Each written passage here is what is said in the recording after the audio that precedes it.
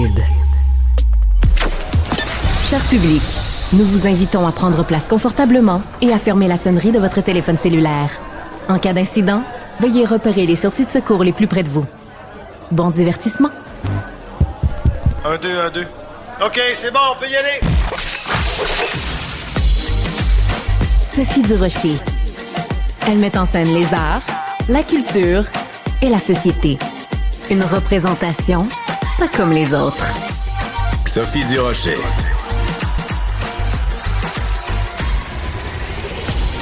Bonjour tout le monde, j'espère que vous allez bien. Aujourd'hui, c'est la Saint-Valentin, une fête que je ne célèbre pas parce que je considère, c'est un cliché maintenant, mais que la Saint-Valentin, c'est tous les jours. Et j'arrive ici au bureau, moi je m'habille en noir, j'aime ça du noir, mais tu sais, aujourd'hui c'était noir et gris. Et là, j'arrive au bureau et plein de gens, ma collègue Joanie porte du rose et du rouge, Stéphanie Villeneuve porte du rouge, plein de gens. Ma collègue Isabelle Maréchal a un beau chandail avec un cœur dessus. Et là, je me rends compte que je suis pas du tout dans l'esprit de la Saint-Valentin. Finalement, je me regarde et je me dis, ben t'as du rouge à lèvres rouge. Voilà, ce sera ma contribution pour la journée à la Saint-Valentin, c'est tout. Et aussi, le cordon qui tient mon cellulaire, c'est un cordon aux couleurs du Journal de Montréal et c'est rouge. Voilà.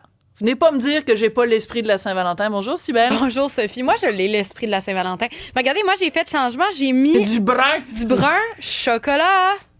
Oh, T'sais, OK. Ouais, OK, ben, je vais vous avouer que j'ai pas pensé en mettant le chandail, mais tantôt, tout le monde se trouvait des raisons de célébrer la Saint-Valentin. Je me suis dit, hey, moi aussi, j'ai participé. Mais moi, j'aime ça, je suis une romantique. Oui, mais donc, moi, je trouve que c'est le fun d'encore plus en mettre à la Saint-Valentin, puis d'avoir des invitations, des petites fleurs. Moi, je suis vraiment cucu.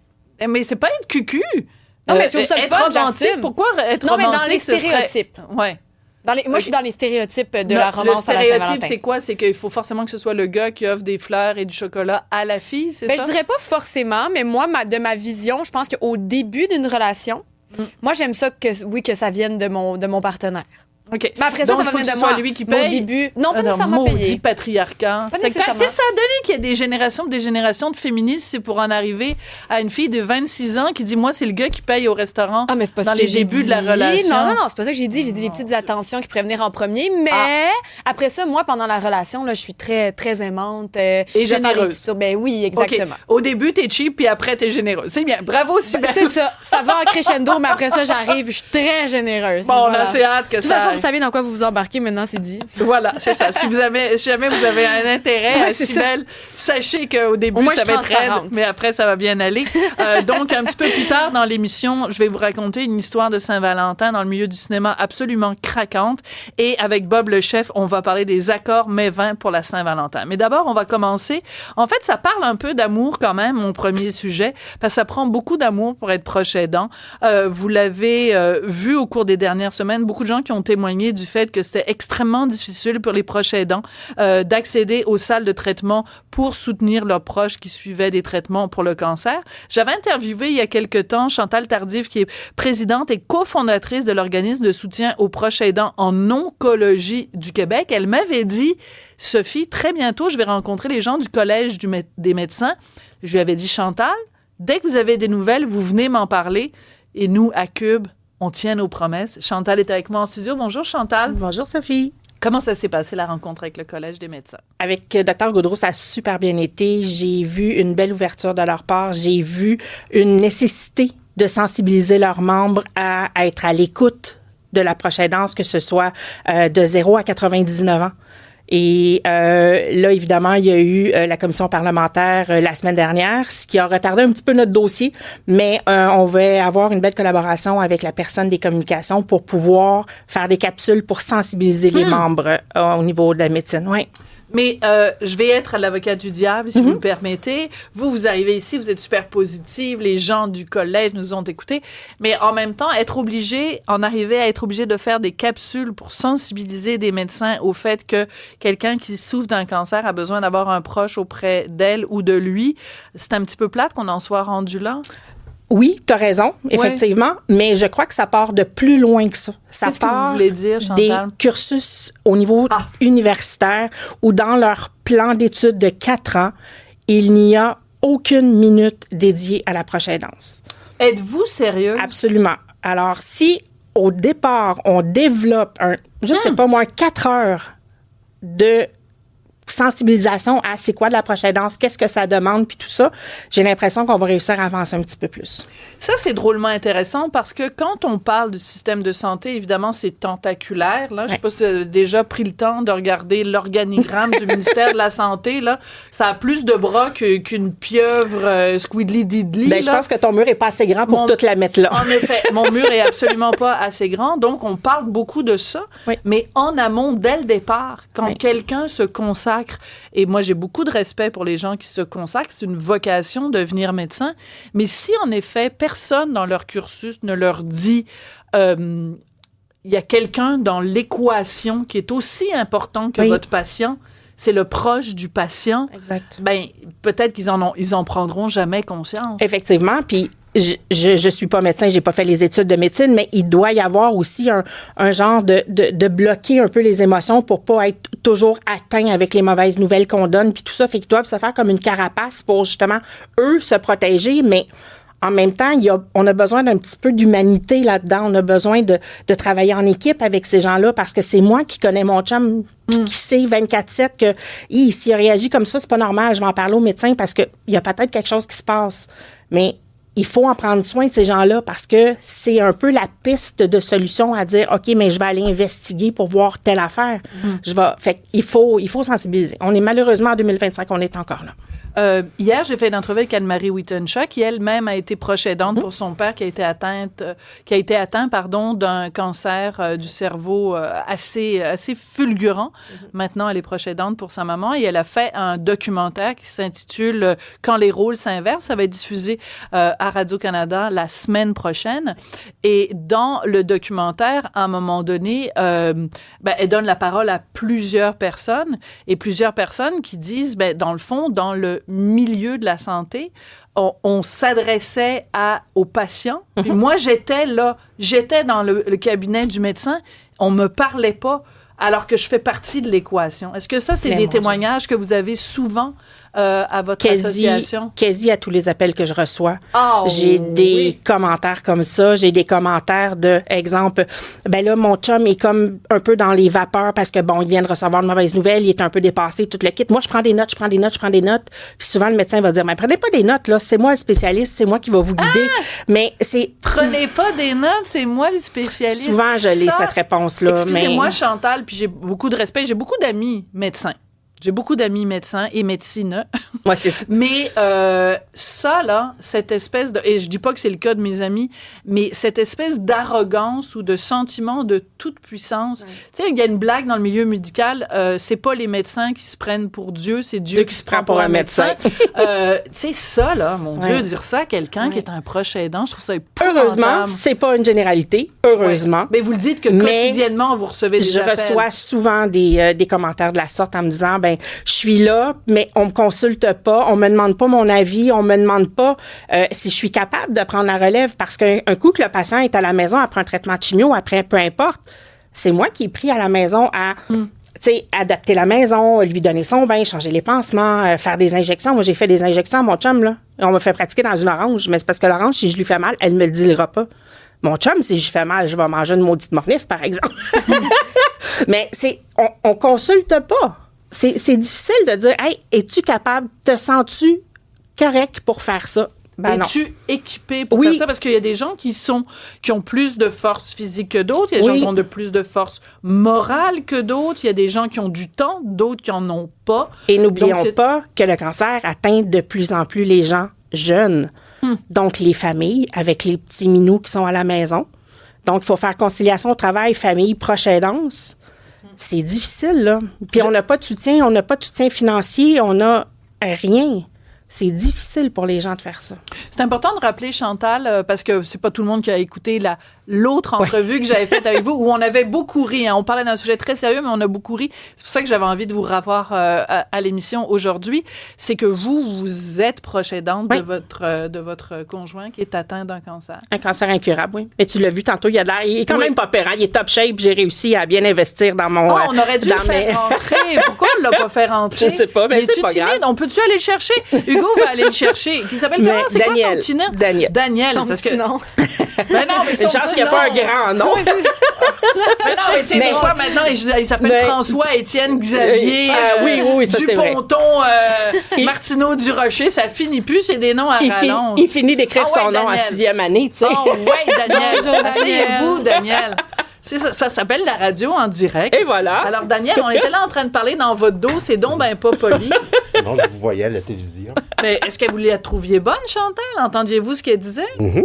OK, vous n'êtes pas le genre de mari, sa femme parle, puis lui, il écoute pas. Là. Vous écoutez quand elle parle. Ouais, j'ai d'affaires à écouter. Sinon, elle va la piquer. Elle va mal la piquer tout d'un coup. Là. Oui, c'est ça. Vous, comme proche aidé, comment vous décririez le rôle de Chantal dans votre vie, dans votre maladie? Essentiel. Oui. Je dirais que c'est essentiel avec tout ce que j'ai passé. Sincèrement, je plains ceux qui ont à passer ça sans voir quelqu'un comme ma conjointe et ma fille qui étaient là aussi pendant tout ce temps-là pour m'épauler parce que je ne sais pas comment j'aurais passé au travers de tout ça sans eux autres. Là. Chantal vient nous le dire, votre cancer, il est incurable. Mm-hmm. D'un point de vue psychologique, quand on se fait dire ça par un médecin, comment on reçoit ça et comment le fait d'avoir une femme et une fille qui nous aiment, comment ça nous aide à accepter peut-être ce diagnostic-là ou ce verdict-là? Ben, c'est un coup de pelle dans la figure, là, ça c'est clair. Puis à partir de ce moment-là, j'ai toujours dit que tu as comme deux choix. Tu sais, tu dis, ben je suis pogné avec ça, puis je passerai pas au travers. Ou ben tu prends toutes les routes possibles pour essayer de passer au travers, puis tout ce qu'on te propose, si ça te fait augmenter les chances de survie, ben tu dis oui. Puis moi, c'est tout le temps comme ça que j'ai agi. J'ai eu la chance d'être backé tout le temps, d'être épaulé tout le temps par ma blonde puis ma fille. Puis j'ai toujours dit oui à tout. Puis au début, quand on m'a annoncé ça, j'ai fait comme tout le monde. J'ai été voir Dr. Google, puis on m'a dit que j'avais 5 ans d'espérance de vie. Ben, je suis rendu à plus de 10 ans, puis je suis en train de vous parler aujourd'hui. Fait que, puis aux dernières nouvelles, ben, mon oncologue, il me dit qu'il n'y a aucune trace. Si je serais quelqu'un de normal, qui n'aurait pas mon passé, puis qui me prendrait des prises de sang, ben, il pourrait pas me dire que j'ai eu un myélome multiple. OK, attendez 2 secondes, là, parce que là, je suis sous le Oui. choc. Oui. Vous êtes en train de me dire que vous êtes en rémission, que vous êtes guéri? Le myélome multiple, dans le moment, médicalement parlant, peuvent pas dire qu'il y a une guérison. Je suis en rémission, mais ils peuvent pas dire que c'est guéri. Parce qu'il n'y a pas, jusqu'à maintenant, la littérature puis les D'accord. recherches, tout ça fait pas en Mais sorte que... en rémission, et moi, je suis pas médecin, évidemment, mais moi, je pense que le meilleur médicament pour se soigner, c'est l'amour. Je pensais pas du tout, en recevant Chantal, que je ferais une entrevue Saint-Valentin. Mais finalement, la Saint-Valentin me rattrape comme un coup de pelle en pleine face. Alors, je pense que... T'as pas voulu mettre de rouge, voilà. Et C'est voilà ça que ce ça qui donne. arrive. C'est une belle déclaration d'amour de vous deux. Ça fait combien de temps que vous êtes mariés, que vous êtes ensemble? Là, je vais me planter. 30 ans. Je vais le dire. Je la laisse Quand vous répondre, le parce que je savez vais me pas, planter. c'est toujours mieux de Je vais demander me à sa planter. femme. Toujours mieux de demander à sa femme. Et Martineau, il est pareil. Il me regarde puis il dit, ça fait combien de temps qu'on est Ouais, c'est ensemble? ça. Fais-tu 22? Fais-tu 23? Ça fait 23. J'aurais pu Richard. vous dire l'année, mais là, il aurait fallu que je calcule. Puis ça... Moi, je t'ai Ah, dit, Sophie, j'adore 30 ça. ans. 30 ans. Ouais. Ben, c'est une belle histoire. Chantal, merci beaucoup. fait Chantal plaisir. Tardif, vous êtes donc présidente et cofondatrice de l'organisme de soutien aux proches aidants en oncologie du Québec. Merci de continuer à mettre de la pression pour que dans les hôpitaux et dans les centres de traitement partout au Québec, on accepte la présence essentielle des proches aidants pour les gens qui souffrent du cancer. Votre témoignage est super important. Puis en plus, on a fait la belle découverte de votre mari. Arrêtez de le cacher puis de le laisser dans la salle d'attente. Franchement, Puis, on prend soin des prochains dents. On n'oublie pas ça, on va prendre soin des absolument, autres. Ouais. absolument. Merci beaucoup, fait Chantal plaisir. Tardif. Merci Merci. beaucoup, Daniel. Merci beaucoup.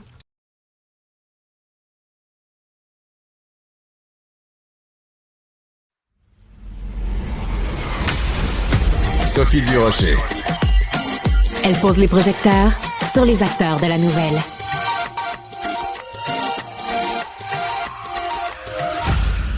Alors, on a beaucoup entendu parler du film Crise d'ado. très à l'avance parce que Rachid Badouri, avec sa fille, avait fait une vidéo à propos du film Crise d'ado bien avant que le film sorte. Il sort la semaine prochaine, le 21 février, mais moi, j'avais envie de vous parler du film Crise d'ado aujourd'hui, en compagnie de 2 comédiens qui jouent dans ce film québécois absolument charmant, un film pour la famille, mais surtout pour les ados et pour les jeunes. J'avais envie d'en parler avec 2 comédiens du film et vous allez voir pourquoi je voulais les rencontrer aujourd'hui. Rose Chouanière, qui est comédienne. Bonjour, Rose. Bonjour. Yanni Bédard, qui est comédien. Salut, bonjour. ça va? Alors moi, il y a quelqu'un qui travaille sur le film, à la promotion du film, qui m'a appelé en disant « Sophie, il y a tellement une belle histoire qui s'est passée sur le tournage de ce film-là. Il y a 2 des comédiens qui jouaient dans le film. Puis là, je vois Rose et déjà est en train de sourire comme une petite coquine. Il y a 2 comédiens qui jouaient sur le film et qui sont tombés en amour. Là, je me suis dit, voyons donc, Henri, ça se peut pas. C'est trop une belle histoire. Alors, est-ce que Henri m'a menti ou c'est une vraie histoire, Rose? C'est une vraie histoire. Ça fait 3 ans de ça, puis on est encore ensemble. On a même un chien, puis on habite en appartement ensemble. Oh, ben moi, j'applaudis. Moi, mesdames et messieurs, là, je trouve que c'est une belle histoire. Yanni, bonjour. Bonjour. Alors, tu confirmes que... Je confirme. Ouais. Qu'est-ce qu'elle vient de dire? C'est vrai? Oui. T'as-tu vraiment un chien? Oui, on a un beau petit chien qui s'appelle Steve. Vous appelez vraiment autrement. Alors, c'est drôle parce que dans le film, vous jouez... Donc, c'est l'histoire d'une famille reconstituée. La femme du couple a 2 enfants. Le mari a 2 enfants. Ils partent en vacances pour l'été et il arrive toutes sortes de drames qu'on ne racontera pas parce que c'est les punchs de l'histoire. Mais vous, dans le film, vous jouez quand même des jeunes, pas mal plus jeunes que votre vrai âge. Vous avez 20 ans tous les 2? Ouais. Ouais. Puis au moment, on avait 16 ans quand on a tourné.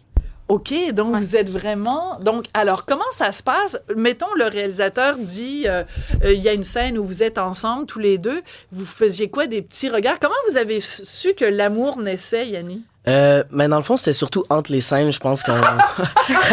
Pas pendant. Vous êtes professionnel quand même. Non, c'est ça. On parlait beaucoup, puis je pense que dès qu'on s'est rencontrés, pendant qu'on préparait le tournage, il y a eu un coup de foudre. Je pense plus de mon bord que de son bord au début. Mais je pense qu'ensuite, ça s'est développé. C'est drôle. Ouais, puis on cruisait un peu, là, on se parlait, puis on apprenait à se connaître en même temps. Toi, t'es quel genre de dragueur quand tu essaies d'approcher une fille? Je pense que je suis quand même un bon charmeur, là. Ah ouais? Ouais, je pense que j'ai quand même de la prestance, ouais. Il y a beaucoup de blagues. Il a Oui. confiance en lui, Yanni. Bravo, j'aime ça. Toi, Rose, est-ce que tu confirmes que c'est plus lui qui a eu le coup de foudre au début Oui. en préparation du film? Oui? Oui, au début, puis finalement, je suis complètement tombée sur son charme. Il me faisait plein de blagues, je le trouvais vraiment, vraiment drôle. Puis de base, on était amis, puis finalement, on a fait, mon Dieu, on est fait pour être ensemble.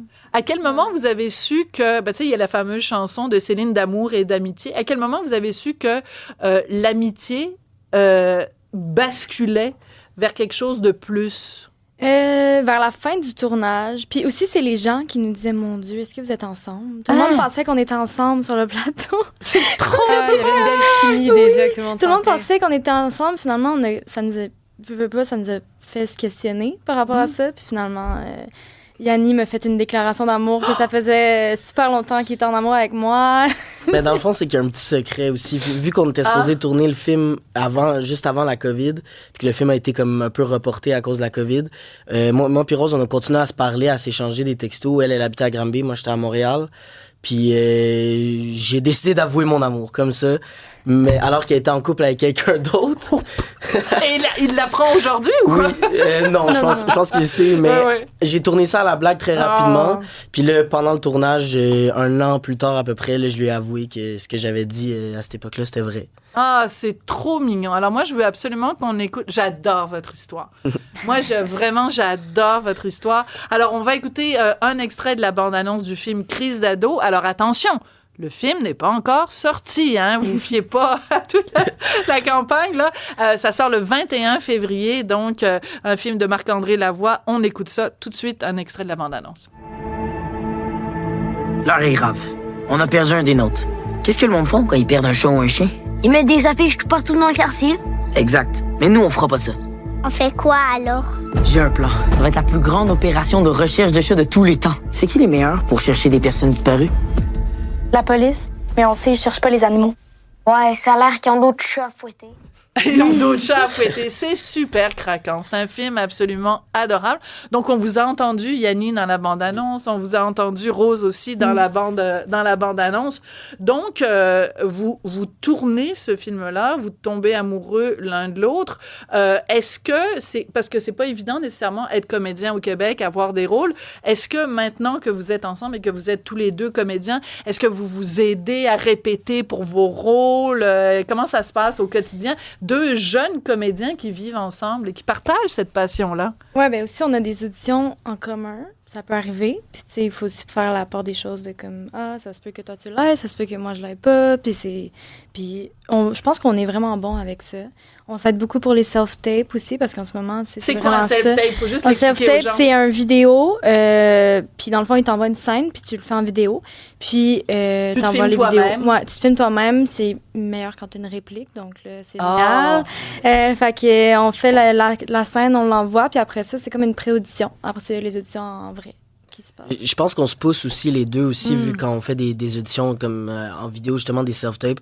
On se donne des commentaires, puis on s'aide, puis on se pratique ensemble. On passe nos soirées à pratiquer les textes. Fait que, wow! Ouais. Donc, le fait que vous soyez tous les deux comédiens, que vous soyez tous les deux dans le même milieu, ça vous aide. Parce que toi, tu peux lui donner des conseils. Toi, Rose, tu peux donner des conseils. Tu as vu, je suis passée au tu parce que, bon, vous avez 20 ans. Soyons sérieux, là. J'ai l'âge d'être votre grand-mère. Non, votre mère. Donc, vous aidez, vraiment, ça aide. Donc, mettons, si t'étais marié si t'étais en couple avec un plombier, peut-être qu'il pourrait pas te donner des conseils sur ton jeu. Mais là, le fait qu'il soit comédien, ça aide. Ouais, puis on le prend bien aussi, là, moi, ça me fait juste plaisir qu'il m'aide, puis vice-versa. Puis, tu prends bien la critique? Oui, mettons qu'il te dit, ta scène, ça faut que tu la refasses. Ça dépend des jours, Il y a des jours, c'est un peu plus difficile, mais non, oui. Puis c'est le fun de savoir parce que je sais que ce qu'il me dit, c'est vrai, puis je sais qu'il est bon, fait il y a comme un lien de confiance qui est encore plus là. Là, c'est votre premier appart que vous habitez ensemble. En même temps, il y a ça à partager entre, être ensemble au travail, être ensemble à la maison. Des fois, ça peut être un sujet de discorde en général. Est-ce que vous gérez bien, justement, l'arrimage entre vie professionnelle et vie privée, ou des fois, ça peut être un peu... En fait, ce qui est très particulier, c'est qu'on a tourné le film en été 2021 quasiment en huis clos. Ça veut dire on a tourné dans le même endroit. À cause de la pandémie. Exactement, c'est ça. Puis quand même assez serré le tournage. On était tous les jours ensemble presque. Puis après, on a commencé à être en couple. Mais rapidement, Rose est venue habiter chez moi, chez ma mère. Fait que ça fait pas mal 3 ans et demi qu'on habite ensemble. Depuis qu'on a commencé à sortir ensemble, chez toi, alors que tu habitais chez ta mère, puis après, vous avez pris un appartement ensemble. Exactement. Ça, c'est le fun que vous ayez eu accès à ça. Moi, je trouve ça personnellement riche, ce genre de situation-là où tu peux avoir accès à la famille de ta partenaire. Là. Je sais pas ce que vous en pensez, mais j'imagine que ça crée un... Oui, vraiment. Puis c'était vraiment une décision. C'était pas une décision, j'ai pas le choix d'aller habiter là. C'était vraiment, j'avais un appartement. Puis finalement, j'étais tout le temps rendue chez lui. Parce que je m'entends super bien avec sa mère, puis comme toute sa famille. Fait que finalement, j'étais tout le temps chez même si j'étais pas avec lui, j'étais avec sa mère, tu sais. Fait que, fait que c'était rendu ça. On aime ça quand la mère de notre chum est tellement fine qu'on a quasiment autant de fun avec elle que... Je salue Huguette Martineau, la mère de Richard. Merci. On n'a pas fini parce que moi, je veux faire jouer l'extrait de Rachid Badouri. Donc, c'est parce que ce film-là, Crise d'ado, on en entend beaucoup parler parce qu'il y a eu c'est pas une controverse, en fait, c'est une affaire assez rigolote. Rachid Badouri, qui est ami avec Marc-André Lavoie, qui a réalisé le film, il a voulu aider son chum, M. Lavoie, en faisant une vidéo avec sa fille qu'il a mis sur les médias sociaux. On regarde un petit extrait de la vidéo de Rachid Badouri avec sa fille. OK. Quoi? Va jouer en bas. Papa! Je veux aller voir Crise d'ado immédiatement. Un film famille. Ah oui, c'est ça, un film famille sans les parents. C'est ça le slogan du film, parce qu'en effet, on voit les parents un tout petit peu au début. Il y a Emmanuel Bilodeau et une autre comédienne dont je me souviens plus du nom. Et donc, après, on les revoit plus du reste du film. Ils sont plus là. C'est vraiment entre les enfants que ça se joue. Quand vous avez vu qu'il y avait... Donc, Rachid Badouri fait cette vidéo-là, la met sur les médias sociaux, et plein de gens capotent en disant « Wow, ça a donc bien l'air bon, ce film-là ». Et les gens se rendent au cinéma Ben non. Il y a 1 million OK, les gens de vont vraiment Oui! sans regarder. OK. C'est ça. Donc, il y a eu 1 million de visionnements de la vidéo super rigolote de Rachid Badouri parce qu'il prend sa fille puis il la laisse vraiment, il la pitch au cinéma toute seule. Et là, plein de gens sont allés au cinéma en disant, mais je veux voir Crise d'ado. Ils se sont fait dire au cinéma, ben non, le film est même pas encore sorti. Alors, pour s'excuser, Rachid Badouri, avec la complicité de Monsieur Lavoie, a donné 50 laissez-passer pour la première du film qui va avoir lieu le 16 février. Mais moi, je veux savoir, vous, tous les deux, les amoureux, les jeunes tourtereaux, vous jouez dans ce film-là. Quand vous voyez Rachid Badouri qui se met un petit peu le pied dans la bouche en parlant du film trop tôt, comment vous avez réagi, Yanni? Ben moi, j'ai vu le vidéo, j'ai trouvé ça quand même très drôle. C'est un bon coup de marketing, mais je m'attendais pas à ce que les gens...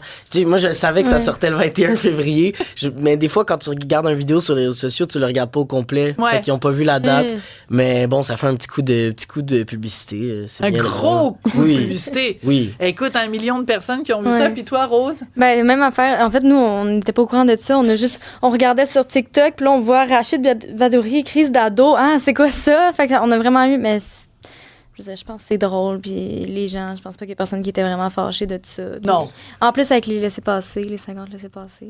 Ouais, ça 50, quand même. Ça compense pour les gens qui sont déplacés pour rien. En tout cas, déplacez-vous pour aller voir ce film-là. Ça prend l'affiche le 21 février. On vous en parle tout de suite parce que c'est la Saint-Valentin et que quand même, sur ce plateau-là, est née une belle histoire d'amour qui est faite pour durer. Moi, je m'imagine dans 10 ans vous recevoir. Ça va faire 13 ans que vous êtes ensemble. Vous allez jouer des rôles de grand-mère puis de grand-père à la télévision. Ça va être formidable. Yanni Bédard, merci beaucoup. Merci Rose Chouanière, vous êtes promis tous les deux à une belle carrière et une belle histoire d'amour. Merci d'être venus nous en parler aujourd'hui. Merci à vous. Qu'elle soit en avant ou en arrière-scène, Sophie Durocher reste toujours Sophie Durocher. Et oui, c'est la Saint-Valentin. Moi, j'étais partie pour pas en parler, puis finalement, j'en parle tout le long. J'en ai parlé avec Benoît tout à l'heure. J'en ai parlé avec Madame Tardif parce qu'on a rencontré son mari. On vient d'en parler avec 2 jeunes comédiens absolument craquants et charmants, comme le film dans lequel il joue, Crise d'ado. Et toi, tu as eu des commentaires. Il y a un auditeur qui nous a écrit pour la Saint-Valentin. C'est Benoît de Saint-Ligory qui nous dit « Bonne Saint-Valentin à toute l'équipe du 99.5 FM. Merci de faire partie de notre quotidien. Vous faites un travail de grande qualité et le résultat radio est un habile mélange de pertinence manifeste et d'humour subtil qui allège la lourdeur de la trame dramatique des actualités. J'espère que Benoît de Saint-Ligory écrit des poèmes à sa douce ou à son doux parce qu'il a une très belle plume. Puis il y a quelqu'un d'autre qui a dit, ça me fait rire par rapport à nos 2 jeunes en amour. Il dit, c'est JC qui nous écrit une autre preuve d'impossibilité d'amitié gars-fille. Oui, c'est vrai. Ça, c'est un autre débat. Moi, j'ai jamais cru à ça. J'ai jamais cru à ça. Quoique, tu vois, Rémi Villemur, qui est mon collègue, que je vois tous les jours, on s'écrit tous les jours. C'est un très bon mais là, ami à moi. Ça compte pas. T'es en couple. Ben oui, mais tu sais ça. Mais j'ai le droit d'avoir... Oui, mais c'est les preuves que ça existe. L'ami, tiens, la prochaine fois que Rémi Villemur vient à l'émission, on va lui demander est-ce que c'est possible une amitié gars-fille. Moi, je pense que je connais déjà sa réponse. Ah, OK, parfait. Bon, j'aime ça quand tu es capable de lire dans la pensée des gens. Donc, on continue à parler de la Saint-Valentin avec Bob le chef. J'adore recevoir Bob le chef parce qu'il a toujours des bonnes idées de recettes ou de combinaisons mets vins. Bonjour, Bob. Rose ça va aussi. bien? Oui, ben toi, t'as eu le mémo, toi, qu'il fallait s'habiller en rose le jour de la Saint-Valentin. Bravo. Un homme rose, j'adore ça. Bob, sur ta page Facebook, tu fais des suggestions d'accords mets vin pour la Saint-Valentin selon nos préférences en vin, parce que, évidemment, t'as une ligne de vin, c'est subtil et nuancé. Ben oui, effectivement, ça fait 4 ans que j'ai ma ligne de vin dans toutes les bonnes épiceries du Québec qui se respectent tiennent la ligne. On a 4 cépages, donc Cabernet Sauvignon, Cabernet Merlot dans le rouge, on a un Chardonnay et un Pinot Gris, Pinot Grigio pardon dans le blanc. Donc j'ai décidé de m'amuser un peu, de faire des accords justement pour ceux qui sont en dernière minute là, et qui s'en vont à l'épicerie tantôt faire plaisir à leur conjoint ou conjointe là, de faire quelques petits accords mets vin pour la Saint-Valentin. Mais moi, ce que j'adore de ta suggestion, c'est pour ça que je voulais que tu sois là, il me boit en pleine face. Ben, Il vient de c'est prendre une gorgée la de joie vin. de faire des chroniques de vin dans l'après-midi. Ben oui. On n'a pas besoin d'attendre 16 heures pour déguster notre premier verre. Elle est juste jalouse. Moi, j'attends 17 heures habituellement. Là, il est toujours 5 heures quelque part, mais là, ça a l'air que Bob le chef, c'est 16 heures. Yes. Mais moi, ce que j'aime de tes suggestions, Bob, et c'est pour ça que je voulais que tu sois là aujourd'hui, c'est que le cliché, c'est la Saint-Valentin, on va au restaurant. Je m'excuse, mais un restaurant, ça coûte chérissime. Avec le coût de la vie en ce moment, bonne chance. Donc, je trouve très chouette tes suggestions de faire à manger à la maison. En plus, on contrôle la qualité. Je vais commencer avec un plat qui, moi, m'a beaucoup intrigué. C'est ton spaghetti au homard. Oui. On sait qu'il y a tu sais, au restaurant, ça peut coûter une fortune. Si on le fait à la maison, on peut s'arranger pour que ça coûte pas trop cher. Ben, écoutez, moi, j'habite en Mauricie et à l'épicerie, à Sainte-Anne-de-la-Pérade, il y a des queues d'homards congelés qui sont quand même abordables. Donc, avec 3 queues là, pour 2 personnes, là, ça a sonné bizarre comment j'ai dit ça, Oui. mais c'est... C'est la Saint-Valentin, amplement- on fait bien ce qu'on veut.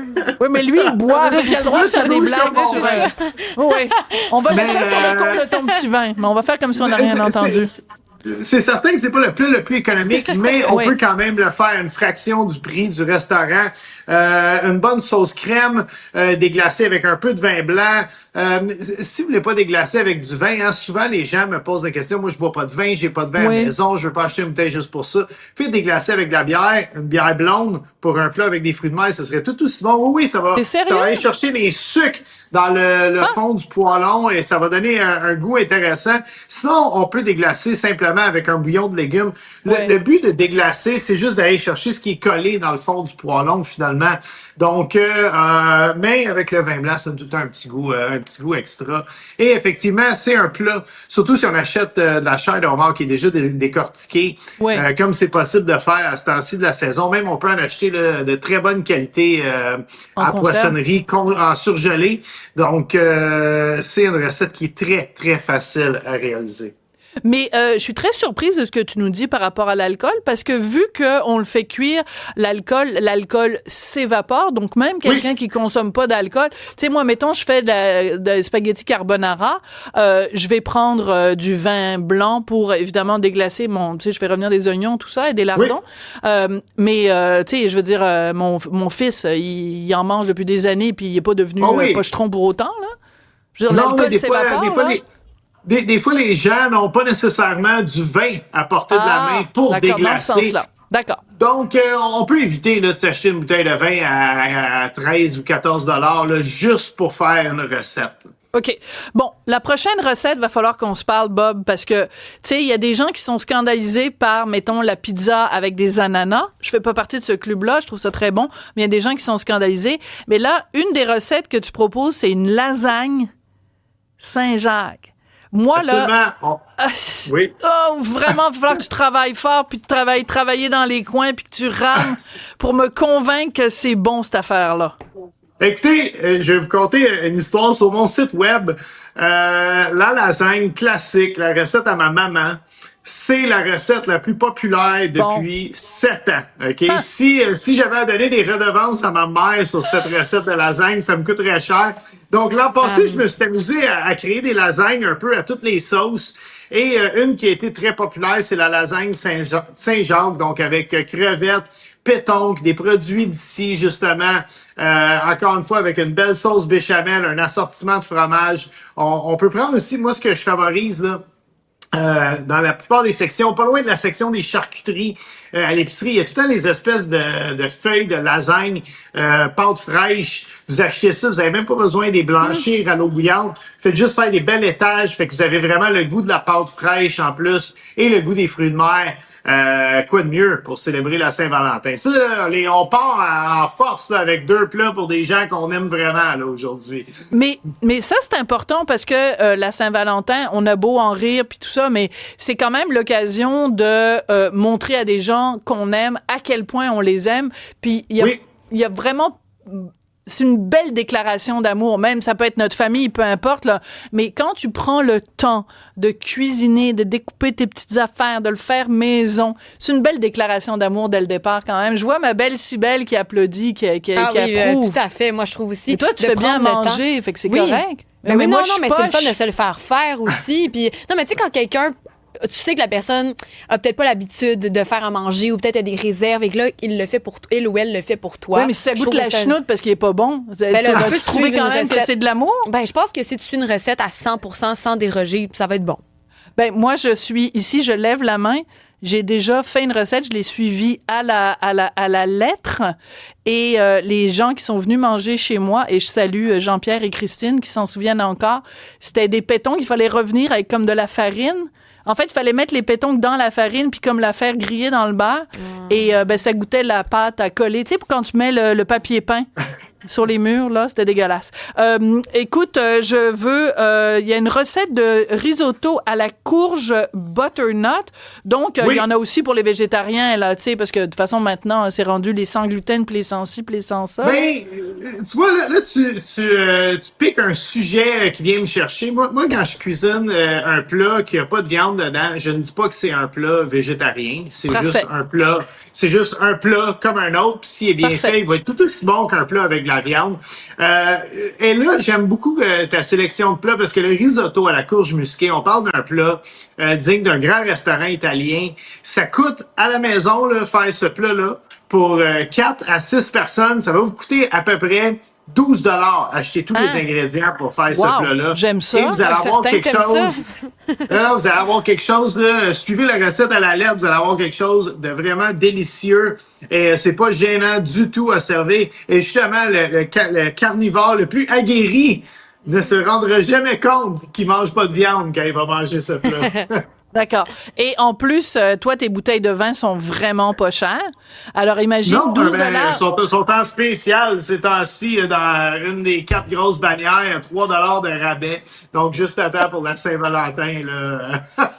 T'es tellement un bon vendeur, Bob. Et en plus, tous les produits, toutes les recettes que tu nous as proposées, que ce soit le homard, que ce soit les Saint-Jacques et tout ça, on peut le faire avec des produits québécois, des produits d'ici. Donc, arrangez-vous donc pour la Saint-Valentin, en plus de faire une déclaration d'amour à la personne que vous aimez, de faire une déclaration d'amour aux producteurs et aux produits québécois. Bob, toi, cette année, il y a une addition. Vous êtes plus un dans la famille? Absolument, absolument. Il est en haut en ce moment, là. Je l'entends ricaner légèrement. J'ai un bébé de 3 mois et j'ai 48 ans. Donc, c'est ça ma vraie déclaration d'amour à ma femme. Qui est un enfant. Mais non, on salue Victoria. On salue Victoria. Oui. Et ton fils s'appelle Cole. Cole, est-ce que ça a à voir avec quelqu'un qui joue au hockey? Légèrement. Okay. On cherchait des noms et, c'est ça, hein? et il était dans notre shortlist et je crois que le soir qu'on a vraiment dit oui, c'est le soir qu'il a scoré un taux du chapeau. Donc, wow.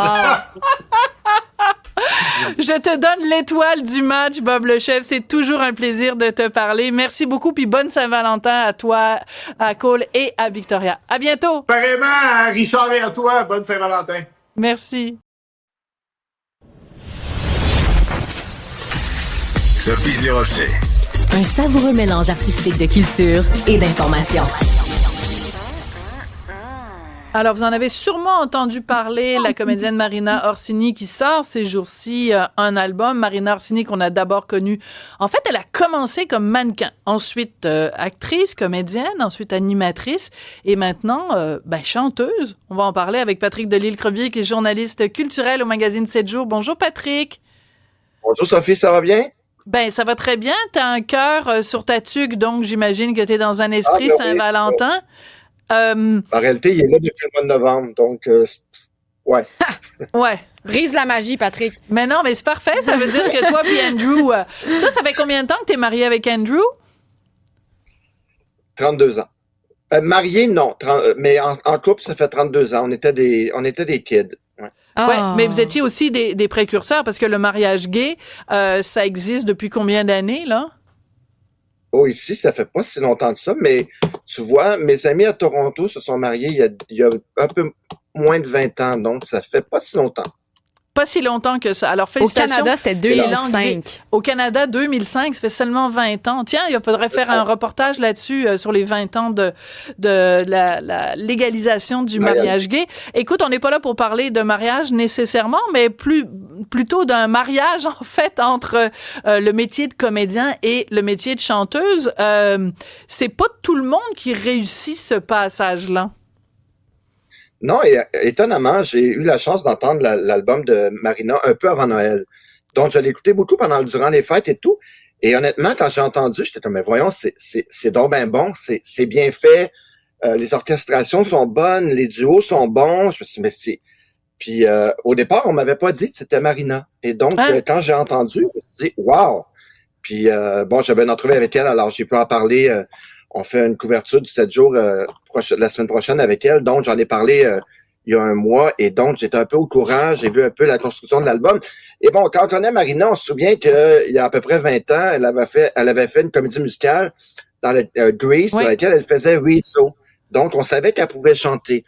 Et ce rêve-là de faire un album, Marina avait envie de le faire depuis longtemps, au point où pour ses 50 ans, elle est entrée en studio. Elle a fait un album de cover, de reprises, de différentes chansons, et elle a entendu le résultat final, puis elle a dit « OK, je peux faire un album, je vais le faire ». Et donc, elle a rencontré Jeff Morin et Catherine Major, et ça a été un peu l'élément déclencheur. Et honnêtement, Sophie, j'ai vu beaucoup d'actrices se lancer dans la chansonnette et tout, mais réussies comme Marina Orsini, on dirait une chanteuse classique française qu'on écoute. Je sais pas si t'as écouté beaucoup l'album, mais c'est vraiment bien fait, là. On parle d'une interprète, là. Absolument. Et on va en écouter évidemment un extrait. On va écouter la chanson La Mer dans quelques secondes. Mais avant, quand tu disais qu'on l'avait vue dans une comédie musicale il y a quelques années, moi, je me souviens, c'était au Bye Bye il y a je sais pas combien d'années. Écoute, elle avait, à un moment donné, on a vu arriver sur scène au Bye Bye quelqu'un qui chantait, qui était déguisé en Marjo. Puis au début, on croyait que c'était Marjo. Puis qui s'est mis à chanter provocante. Puis on s'est dit, waouh, c'est donc bien chanté, tu sais, tout ça. Et finalement, à la fin, elle avait enlevé sa perruque, puis on a découvert que c'était Marina Orsini, mais elle avait tout. Elle avait la voix de Marjo, elle avait le déhanchement de Marjo, elle avait, tu sais, le côté provoquant, un sexy cochon, là, et tout le monde avait été jeté à terre. C'était la première fois, en tout cas, moi, de ma mémoire à moi, qu'on entendait Marina Orsini chanter. Alors, on va écouter un petit extrait de Marina Orsini, version 2025, qui chante une chanson qu'elle a écrite elle-même, La Mer. Dis-moi si tu m'entends, viendras-tu me chercher cet éléphant blanc qui voudrait m'avaler, et puis les hurlements qui ne font qu'étouffer le passage du temps sur mon cœur éclaté. Il était l'océan où j'aimais dériver. C'est très touchant aussi quand on sait la relation et l'accompagnement que Marina Orsini a fait avec sa mère qu'elle aimait profondément. C'est très touchant. J'avais envie de t'entendre aussi, Patrick, parce que c'est la fin de semaine bientôt et donc les gens vont avoir le temps d'écouter toutes sortes de choses. Et évidemment, c'est pas un cas où quelqu'un change de carrière, mais Marie-Hélène Thibert sort un album hommage à Dalida. Et le premier extrait qu'on peut entendre, c'est Parole, Parole. On se souvient que Dalida faisait cette chanson-là avec Alain Delon. Et là, ils ont eu l'idée de faire ça avec Mesmer. Et c'est Mesmer qui fait Alain Delon. Et je trouve que c'est tellement une bonne idée, parce que Mesmer, c'est pas un chanteur, là, mais ça marche. Alors, on va écouter un petit extrait de ça, puis tu vas me dire ce que t'en penses après. C'est étrange. Je ne sais pas ce qui m'arrive ce soir. Je te regarde comme pour la première fois. Encore des mots, toujours des mots, les mêmes mots. Je ne sais plus comment te dire. Rien que des mots. Mais tu es cette belle histoire d'amour que je ne cesserai jamais de lire. Et moi, je trouve ça très drôle qu'on ait pris Mesmer, parce que dans le fond, Alain Delon, il nous hypnotisait de ses beaux yeux.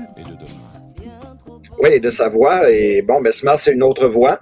Bon, c'est un album concept. On est à l'ère des albums concept et donc ça prend du courage pour s'attaquer à du Dalida. Dalida, c'est quand même il y a des classiques dans le répertoire de Dalida. Donc Bon, pour moi, c'est une demande, Sophie, remplacer Alain Delon. C'est impossible.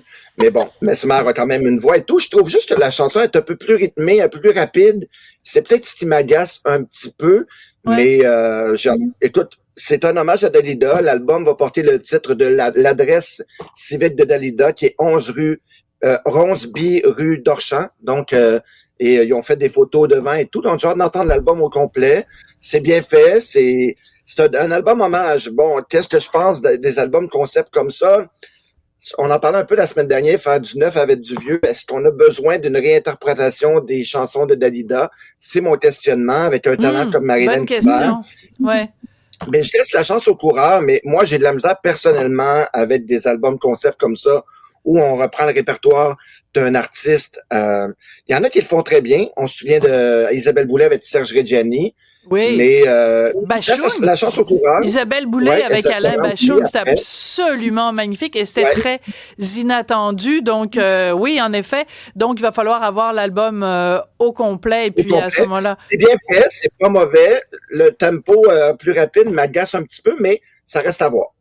À voir, donc, et puis, salutations à toi. Merci beaucoup, Patrick Delisle-Crevier. Bonne Saint-Valentin. Merci à Hugo Veilleux. Merci à Jean-Philippe Leroux à la réalisation, la mise en onde. Hugo est à la recherche. Cybèle à l'accompagnement psychologique. Et on se retrouve lundi. Prochain dans. Kid.